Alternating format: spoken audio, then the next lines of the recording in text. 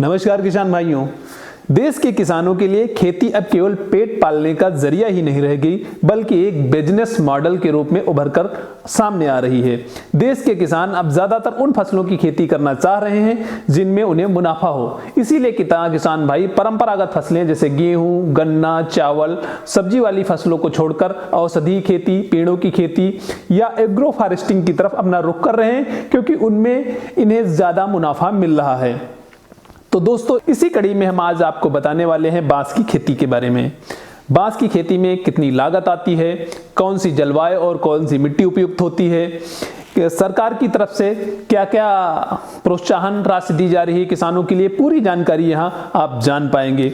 तो दोस्तों, मेरा नाम है पुष्कर और आप देख रहे हैं गांव किसान। दोस्तों, ये वाला वीडियो आप YouTube के साथ साथ मेरे Facebook पेज गांव किसान पर भी देख पाएंगे। तो चलिए आपको बताते हैं बांस की खेती के बारे में मुख्य और महत्वपूर्ण जानकारियां।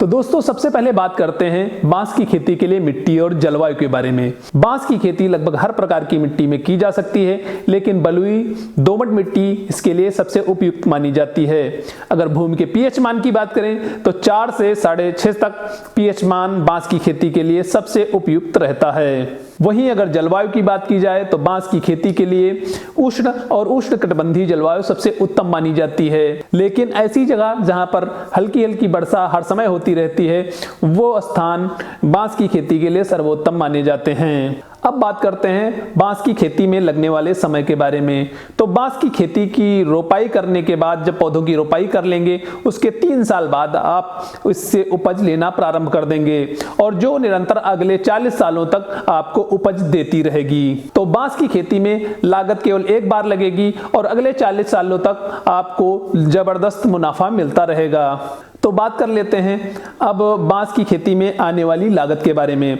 तो बांस का एक जो पौधा रोपाई के लिए लगभग बाजार में 240 रुपए का मिलता है।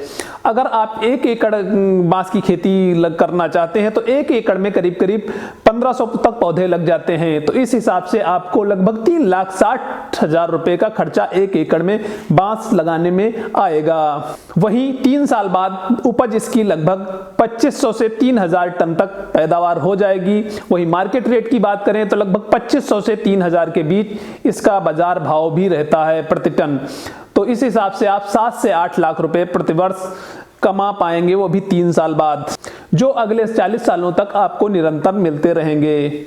अब बात कर लेते हैं बांस की खेती में मिलने वाले सरकारी सहायता या अनुदान के बारे में। तो राष्ट्रीय मिशन योजना के तहत केंद्र सरकार द्वारा किसानों को बांस की खेती के लिए 50% तक का अनुदान दिया जाता है। अगर आपकी कॉस्ट 3,60,000 आ रही तो 1,80,000 रुपए सरकार आपको अनुदान के रूप में देगी। 1,60,000 किसान को स्वयं भरनी होगी।